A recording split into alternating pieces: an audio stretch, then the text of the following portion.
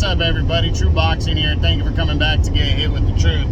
So today, doing a Showtime recap from Saturday, July 30th, that was headlined by Danny Garcia's debut at 154 when he took on former world title challenger Jose Benavidez Jr. And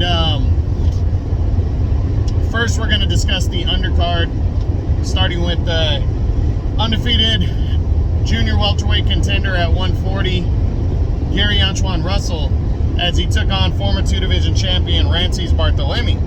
Barthelemy came in 37 years old, and, you know, Russell's coming off of his biggest win, his impressive 10th round stoppage of Victor Pastal.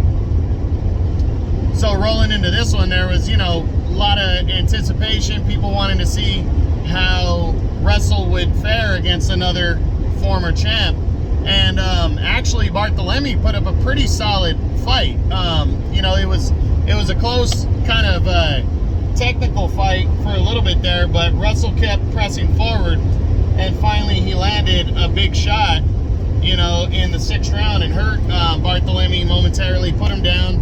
Barthelemy got up and looked like he was okay to continue. I mean, you know, he really did, but the referee stopped the fight. Now, how does that impact the outcome? I firmly believe that if that was going to happen, no matter what, that if they would have kept fighting, Russell would have just stopped them, and it really, I don't think it impacted that. But, you know, would I like to see them run it back just to be sure? Yeah, I guess. If Russell doesn't have anything better to do, then yeah. But, you know, I really don't think it affected the outcome, because I think Russell would have stopped them no matter what. Once Russell starts getting to you, he starts landing those big shots, and the guy's 15-0 with 15 knockouts for a reason. So, but a good performance by Barthelemy, nothing to shake his head about. He's not going to bust into the top 10, but we'll discuss options for Gary Russell Jr. on his What's Next video next week.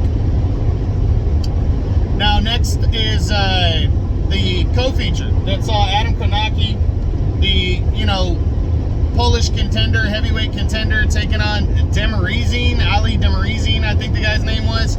And, you know, Konaki went out there and just got outworked. You know, I'm sorry, but Adam Konaki, I have never been impressed with the guy. I think he gets hit too much. Yes, he's an all-action type fighter, but he gets hit a lot, and I don't think, you know, I really wasn't surprised that he got upset here. And because I don't think he's all that great of a heavyweight, to be honest. So, you know, I'm looking forward to seeing him, you know, come back, because he calls for fun fights, but I just don't think he's going to be very effective as a heavyweight. Again, I think he gets hit a lot, and he might be a little gunshot from those two knockout losses to Robert Helenius. So, you know, tough one. Demirizin, you know, I'm not putting him in the top 10. Neither guy's going to get a What's Next video from this. But now the main event. We saw Danny Garcia officially debut at 154 pounds when he took on former world title challenger Jose Benavidez Jr. And Danny looked pretty good. Danny outboxed and cleanly outworked Benavidez, and was leading and attacking sometimes. You know, of course, Benavidez was stalking, but he wasn't cutting the ring off, and he would land punches here and there. I think he got Danny's attention early on, but Danny just weathered any storm that there might have been and just continued to just outwork, box, throw combinations, and I thought he looked pretty solid. I really do. Not sure how good he's going to be as a super welterweight at 154, because he's kind of undersized, but Danny is a very, you know, is very solid and good boxer, and still packs a punch, a big enough punch to keep you honest. So I'm really intrigued to seeing how he does moving forward. Benavidez, you know, he really has to look at see, you know, what he wants to be. If he wants to be kind of a glorified gatekeeper, that's a good role for him, I guess, if he's really not going to work on his game very much, because it's a disappointing drop-off from the performance he turned in against Terrence Crawford. I think that kind of showed you what that guy could have been.